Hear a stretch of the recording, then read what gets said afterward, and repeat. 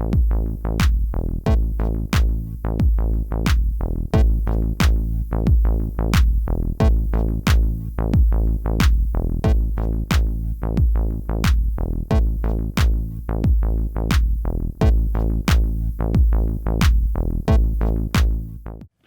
tarde, senhoras e senhores.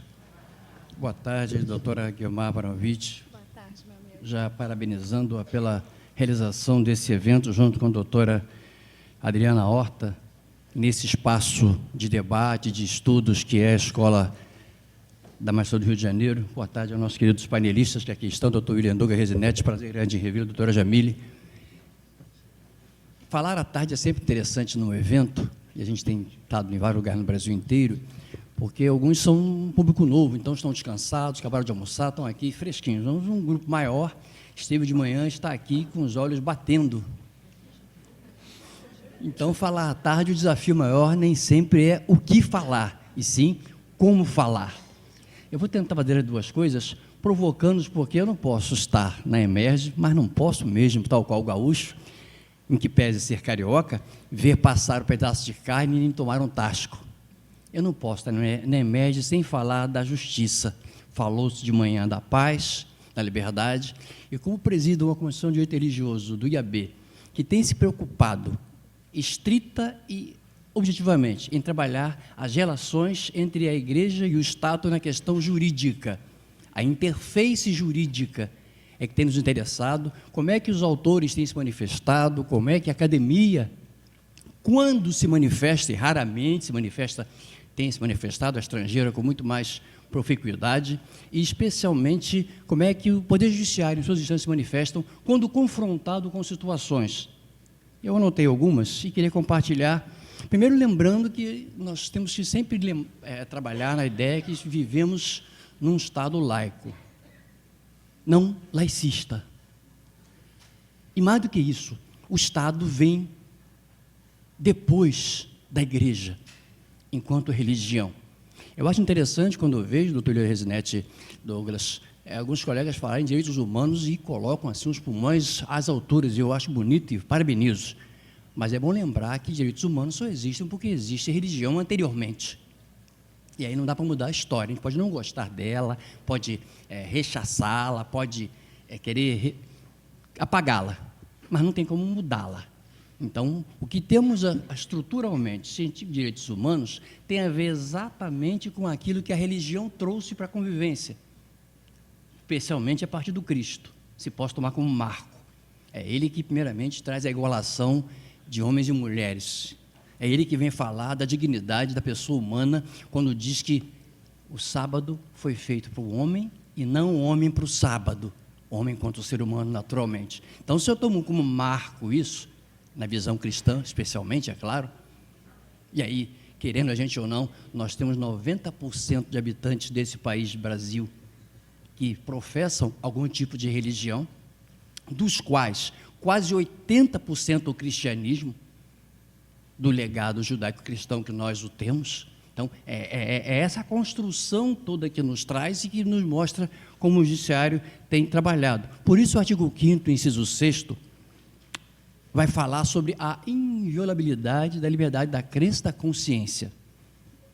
Algo íntimo, algo pessoal, inegociável, onde cada um tem o direito de crer, não crer, deixar de crer, voltar a crer, crer de novo, descrer, quantas vezes quiser, e o Estado, Poder Judiciário, doutor Leandro, aqui representado na sua pessoa, não tem o direito de entrar na seara teológica. E isso tem me trazido muita preocupação, quando vejo o Estado, seja na pessoa do Executivo, do Legislativo ou do Judiciário, se imiscuir naquilo que a Constituição diz que é inviolável. E se é inviolável, é porque não pode ser violado. Estou sendo redundante de propósito. Então, esse Estado não tem direito, aí está o grande problema, que deixo para esse plenário para começar a conversar. O Estado não tem direito de legislar, o Estado não tem direito de julgar, nem executar qualquer questão que atue na perspectiva teológica. É interessante que o ministro Edson Fachin, quando julgou uma situação com relação ao livro de um padre, meu querido diácono Nelson Águia, que na sua vertente fazia críticas, e críticas bastante ácidas. Edson Fachin chamou de intolerantes, inclusive, chamou até de não muito bonitas, em outras expressões, mas que ele, Supremo, na pessoa de Edson Fachin, não podia julgar aquilo, porque era se imiscuir em questões teológicas. E aí, independente de cada um ter sua crença, isso é que é importante, o difícil talvez seja a diversidade. A convivência da diversidade, onde eu preciso respeitar o outro do jeito que o outro crê, não do jeito que eu gostaria que ele cresce. E aí eu começo a mostrar que até entre os porcos espinhos, para vencer o frio, tem que se juntar para gerar calor.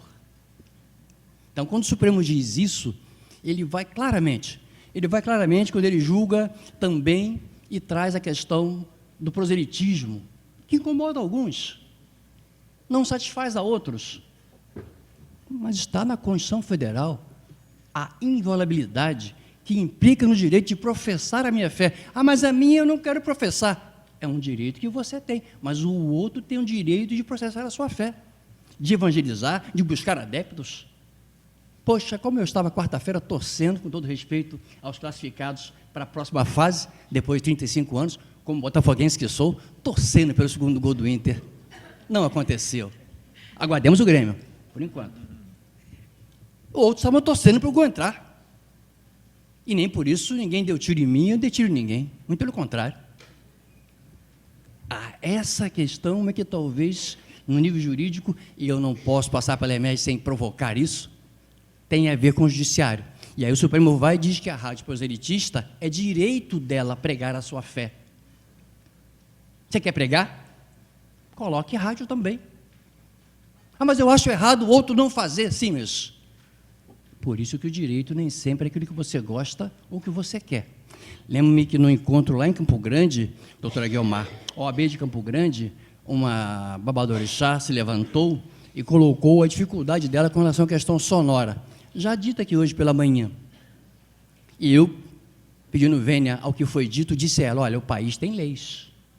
Porque em Estado sendo laico, há um negócio chamado lei do silêncio. Há outro negócio que o juiz tem, que pode utilizar, chamado decibelímetro. Então, não é o que eu ouço ou o incômodo que o outro tem. Minha cultura é esta. Que legal, você está num país e se adequa à cultura deste país e às leis que este país tem. Opa! Aí eu tenho que lembrar que eu tenho 3 modelos. Eu tenho um Estado ateu, e a China persegue esta percepção, Coreia do Norte também, que persegue a religião, que pune quem crê, mas há igrejas, ligadas ao Estado, necessariamente. A Rússia caminha por aí com grande vantagem. Eu tenho um Estado confessional. O Vaticano é um Estado confessional. Confere, meu digno diácono. Teocrático até, né? Teocrático, diga-se de passagem. Não só confessional, teocrático. Nosso querido cardeal argentino Jorge Margot Bergoglio, Papa Francisco, querido nosso, é chefe de Estado da Santa Sé. Estado confessional. A Inglaterra é um Estado confessional. Quem nomeia bispo, quem nomeia arcebispo é a rainha da Inglaterra. E quem banca lá a igreja é a rainha da Inglaterra. A Grécia. Grécia. Vários outros países. Mas Estados Unidos, Alemanha, França, Brasil, são laicos. São leigos. Onde não há que haver interferência. A Constituição diz no artigo 19, inciso 1º. No artigo 6º, ela vai falar sobre a inviolabilidade. No 19, ela vai falar sobre a separação igreja e Estado. Separação essa que impede que haja qualquer tipo de promiscuidade, qualquer tipo de relacionamento que queira criar vantagem de uma para outra. Vale lembrar que o Brasil, desde o descobrimento até 1891, foi um Estado confessional.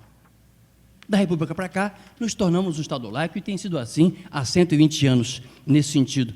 Aí eu pergunto, quem dá o direito a dizer para um testemunho de Jeová que tem a sua fé, que ele não pode deixar de receber o sangue e morrer? Porque o seu conceito de vida é mais importante que o conceito da fé dele? Quem deu direito ao juiz de Estado dizer isso? Aí está o problema nosso ontológico. Quem deu direito ao Estado dizer isso? Que a fé é mais importante do que a vida. O argumento falacioso de que sem vida não tem fé, isso é falacioso. E não quero entrar nele aqui agora, não. Então, Rio de Janeiro queria uma sistemática, lembro-me que é o tempo do procurador, na época, Luiz Roberto Barroso, hoje no Tribunal Federal, onde até 18 anos a criança é obrigada a receber o sangue. Acima de 18 a pessoa pode escolher. O STJ absolveu recentemente uma família onde os pais deram ordem aos médicos de não fazer transfusão de sangue e a criança falece. E vale a pena pesquisar. E por empate, em dúvida pro réu, os pais foram absolvidos. Porque o Estado quis se imiscuir numa questão de fé. Mas essa questão não é tão comum, não é tão popular, não é tão chamada. Não tem tanta mídia. Doutora Guilmar Varovic, aí está meu debate. O que dá mídia, eu boto holofote, e estou sempre aparecendo na televisão, e estou sempre no jornal, sempre porque dá mídia. Vou chamar a atenção, evidentemente, mas isso não dá mídia. Fala Testemunhas de Jeová, é por isso que eu quero falar deles aqui. Estão os adventistas debatendo o governo que acabou de ser inaugurado, criou uma lei que era um anseio gigantesco de longa data com os sabatistas. O Enem mudou de sábado para domingo, mas continuavam os alunos, e meus alunos de faculdade, se iam fazer prova, não podiam. Se quer sexta-feira à noite. Mas isso é algo incomum. Opa, peraí. Escusa de consciência. É o direito que ele tem. Como o Testemunho de Jeová dizia que não trabalha sábado. E é interessante que duas decisões dogmáticas. Por favor. Perdão. Satisfação receber. Estou falando de sabatista aqui agora, que alegria. Seja muito bem-vindo. Nada.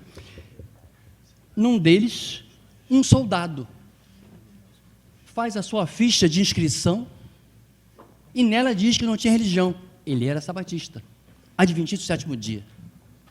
Lá, um belo dia, foi escalado para trabalhar no sábado, para dar lá o seu dia no sábado. Ele fugiu do posto, foi expulso na sua punição. Punido, confirmada a condenação. Porque ele não se utilizou do seu privilégio de dizer, creio nisso, e o Estado respeitar a sua crença. No outro caso, o TST já examinou, um outro caso interessantíssimo, foi, meu querido Paranhos, bom tê-lo conosco, para o STF agora, onde uma trabalhadora, quando entrou na empresa, fez concurso público e declarou, sou sabatista, não posso trabalhar sábados, e ela compensava o seu horário de trabalho, as 44 horas durante a semana. Mudou a chefia passou a obrigar a trabalhar sábados. Mas para você que tem outra religião, isso não quer dizer nada. E nem tem mídia. Você vê alguma comissão falar disso? Você vê alguma mídia disso? Alguma divulgação disso? Se vê, me passe, porque eu não tenho visto. Eu não tenho visto. E tenho trazido para a comissão do IAB essas discussões. E ela ganhou a ação. E o TST mandou reintegrá-la ao trabalho, porque é direito dela, em juízo de consciência, compensar o seu horário. Aí vamos para o artigo 5º, inciso 8º. A alternativa, é a prestação alternativa que a lei é obrigada a conceder ao cidadão, seja no nível religioso, filosófico ou político. Mas os tribunais têm trabalhado bastante. Temos um caso interessante, doutora Jamile, em São Paulo, o Tribunal Federal não concordou em retirar os vídeos. O acórdão está mantido. Os vídeos chamados ofensivos à visão islâmica estão mantidos. O tribunal assim entendeu que sopesa maior o direito à liberdade de expressão. E isso chama a atenção da gente, porque no Rio também foram mantidos. E é claro, os grupos atingidos não gostam nem um pouco, faz parte do jogo. Vi lá o jogo, que pena, foi 2-1, poxa vida, podia ser 3-1. Faz parte do jogo. E o tribunal manteve e não foi para cima e não desceu. Decisão lapidar, a meu sentir, esse mesmo tribunal, e eu pude assistir esses dias agora, adotou com relação às ofensas assim entendidas como discriminatórias, e eu não estou falando de intolerância, não, isso não está tipificado, eu estou falando de discriminação, e eu gosto muito de tipificação, fala um público que conhece o assunto. A tipificação é quando a conduta está descrita na lei. Está descrito que cuspir no chão é crime? Então cuspir no chão é crime. Não está descrito? Mas eu acho feio, é antiético, é mal educado, mas não é crime.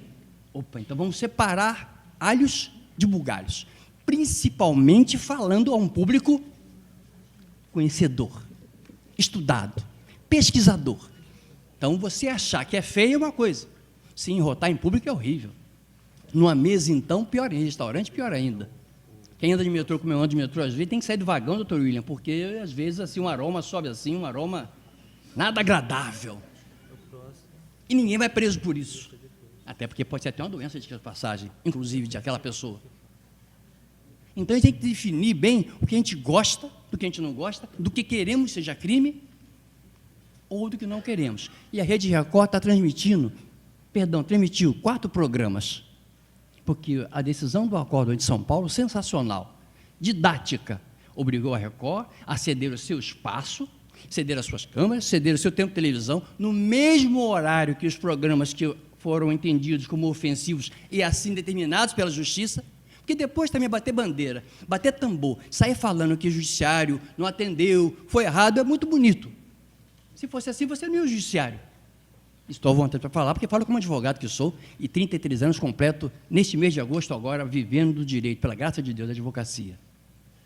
Então, quando você vai à justiça, você vai para buscar uma resposta. Ela pode não te agradar. Tive anos atrás um caso de um pastor no meu escritório, onde o vizinho, que tinha mudado para o lado dele há 3 anos antes, contratou um advogado, bom advogado, entrou com a ação e eles fizeram uma ad perpétuo rei memoriam.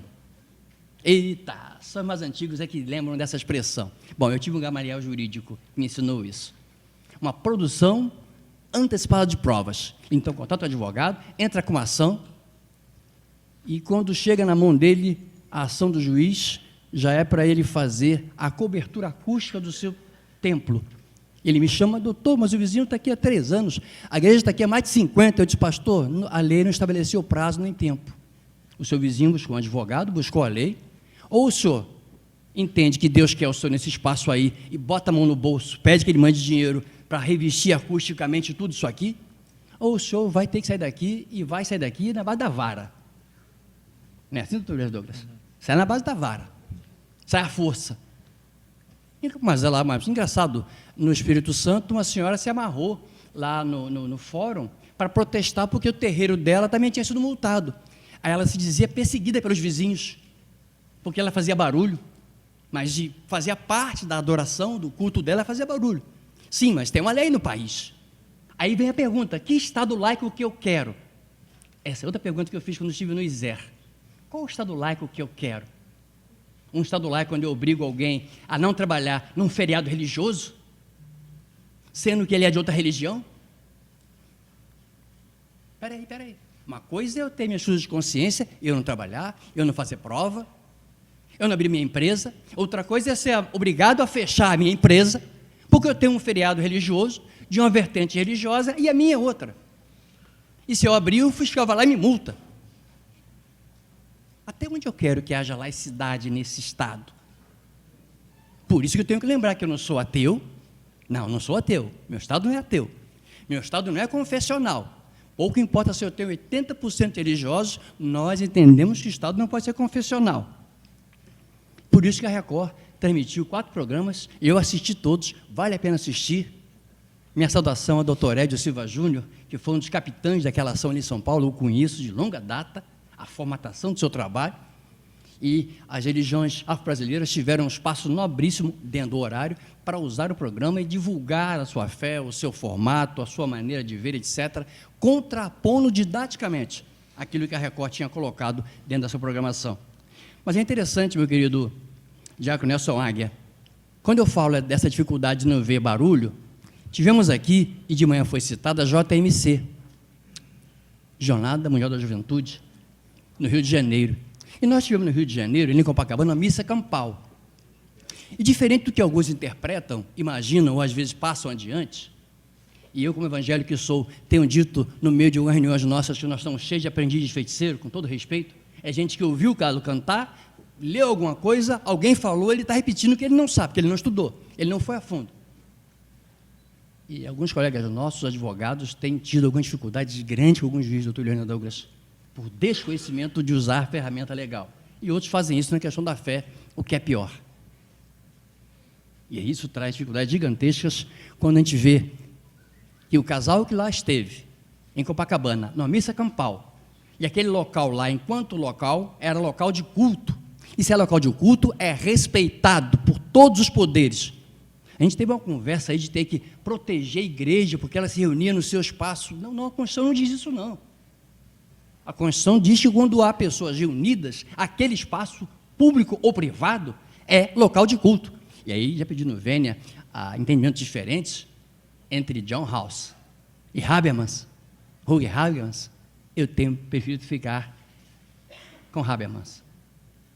Rawls tem a perspectiva de colocar que a defesa pública só pode ser feita com razões públicas.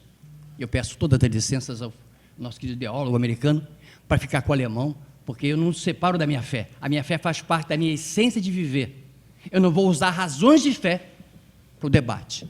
Não, eu vou debatê-lo e eu vou para dentro trabalhar com visão criacionista, com visão inteligente, até porque, teoria por teoria, numa comprovação científica, e dizer isso não emerge legal, né?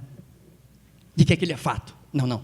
Fato é quando se comprova em laboratório a mesma experiência. Fora disso é teoria. Como dizia um amigo meu, advogado matemático, doutor, o que é hipótese? Ele brincava, hipótese é o que eu sei que não é, faço de conta que é, para ver se fosse como seria. Isso é hipótese. Então, muita coisa não. O carbono 14, bom, o que é o carbono 14? Um grupo se reuniu e determinou, isso aqui é um copo. É um grupo, lá atrás disso aqui é um copo. Podia ser uma cadeira o nome, mas chama de copo. Por que não chama de cadeira? Porque deram o nome de copo. Só que a sua finalidade é que muda, aí que está o interessante. Quando então a JMC vai, e duas moças vão lá para dentro, duas moças e um rapaz, vão para dentro de um culto público em Copacabana, meu digo, Nelson Águia, 3 milhões de pessoas, se eu não me engano, ali reunidas, elas então tiram as suas roupas e fazem uma, por favor, todo respeito, performance. E passam a pegar imagens de santos católicos romanos e a inserir, para ser gentil na expressão, por favor, tá? Eu quero ser gentil na expressão, a inserir nos orifícios dos seus corpos. E com muito custo, chamou-se a polícia para fazer o trabalho dela. E elas são levadas, processadas. E que desagradável, o processo está arquivado neste tribunal do Rio de Janeiro, porque não se encontrou as jovens, os endereços delas não sabem quem são. Eu não vi ninguém fazer barulho disso, meu querido Rabino, porque não interessa fazer barulho disso. Chamaram a atenção. Em São Paulo, não. Tiraram a roupa numa atividade pública, chamaram a juíza de misógina, acusaram a juíza, e elas estão processadas e vão pagar lá a condenação penal. Porque é crime, é ato libidinoso. O código é velho. Que legal, vamos para o Congresso mudar o código. Enquanto não mudar, é ele que vale. Senão, eu estou dando para o Supremo carta branca, e eu não dei carta branca para o Supremo, não. Com todo respeito aos decanos do Supremo Tribunal Federal, eu não dei carta branca, não. Eu tenho a Constituição Federal. Esse negócio de construção criativa, interpretação extensiva em direito penal, chega a doer no ouvido. Isso. Numa sanha de prender certos grupos, não é para todos, certos grupos.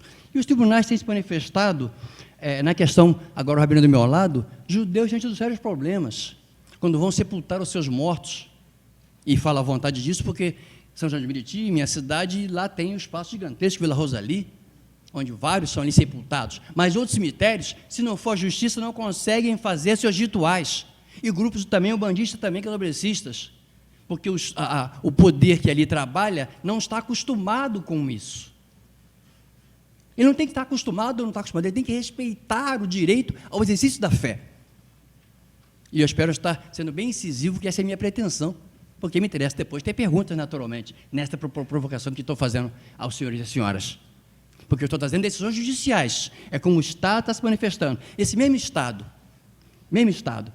que recentemente no Rio de Janeiro, uma situação interessantíssima, e tenho divulgado, sou professor no curso de teologia, dou aula de direito para pastores, noções de direitos gerais, tanto constitucional como civil principalmente.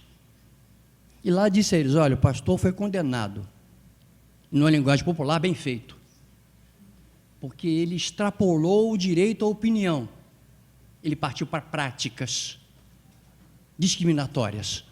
Ele perdeu no Rio de Janeiro em sentença, o tribunal manteve a sentença, ele foi ao STJ e o STF manteve a condenação dele por discriminação religiosa. Uma das primeiras condenações no Brasil nesta linha prática. Não é opinião. Direito à opinião, eu tenho e falo o que quero, onde quero e como quero. Gosto agora de Carmen Lúcia. Cala a boca, já morreu. E se eu falar o que você não gostou, me processe. Vamos botar a garrafa na mesa para ver. Cadê a luzinha? Não vi a luzinha. Ah, tá, do lado. Poxa, Rabino, você agora me deixou. Mas tá certo, obrigado, estou fechando. Ou seja, ele foi então condenado e muito aborrecido. E eu disse, bem feito, porque uma coisa é eu trabalhar com a minha opinião, o meu pensamento, a minha liberdade de dizer o que quero, onde quero e por que quero. Se você se sentir ofendido ou não, é um direito seu. Outra coisa é eu fazer atos atentatórios, eu discriminar você enquanto pessoa, eu discriminar a sua religião, a sua profissão, a sua atuação. São coisas bem diferentes, a gente tem tido problemas. Quero concluir trabalhando com outro grupo também que não está sendo muito bem visto, o grupo de ateus agnósticos. Bem visto que eu digo que é um holofote. A televisão em São Paulo foi condenada, porque o apresentador disse que ateus agnósticos eram pessoas que não tinham Deus no coração. E a ateia entrou com ação e conseguiu condenar a rede de televisão e o apresentador também. Ali em São Paulo, a Bandeirantes. Já que citei a Record, cito a Bandeirantes agora também. Judicialmente condenados por isso. Então é importante registrar como o judiciário tem se destacado. Tivemos um caso interessante de uma médica em Goiás, se não me engano, em que ela deixou de atender uma jovem, porque essa jovem, segundo essa médica que era espírita, tinha no seu karma uma atuação que provocava ou atraía aquela atitude. Ela tinha sido estuprada pelo seu tio. E a médica se recusa, e a família processa a médica espírita, e ganha a ação corretamente. Do mesmo jeito que o tribunal na Bahia, numa situação interessantíssima, meu querido representante espírita presente, Messias, né? Moisés, perdão. Teve um negócio complicado, porque há grupos de espíritas que entendem que espiritismo não é religião. Há outros grupos que entendem que é religião. Na Bahia, um casamento feito num terreiro espírita, num centro espírita, não num terreiro de Umbanda. Até a turma confunde as coisas. Terreiro Umbanda de Candomblé é uma coisa, centro espírita é outra. E aí, o centro espírita, não há consideração que seja um sacerdote. E o Código Civil diz que tem que ser um sacerdote.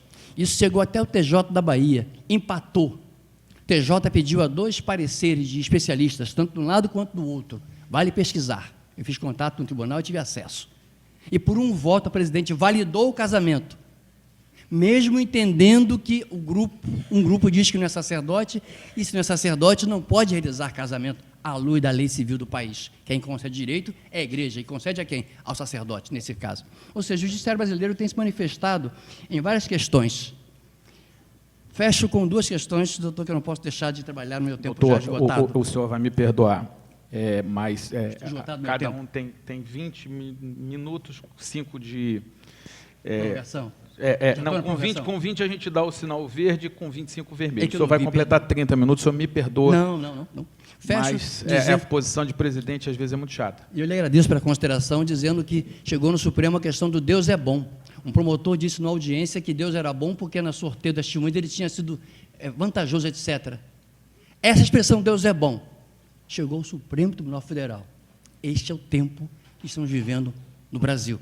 Além da Igreja Católica construída em Santa Cruz, em que César Maia construiu com dinheiro público, condenado no Rio de Janeiro, condenado por sentença, o STJ vai e diz que ele pode construir igrejas com dinheiro público. Esse é o embate que temos tido hoje na questão religiosa brasileira, na visão dos tribunais. Muito obrigado pela consideração. Com descendência.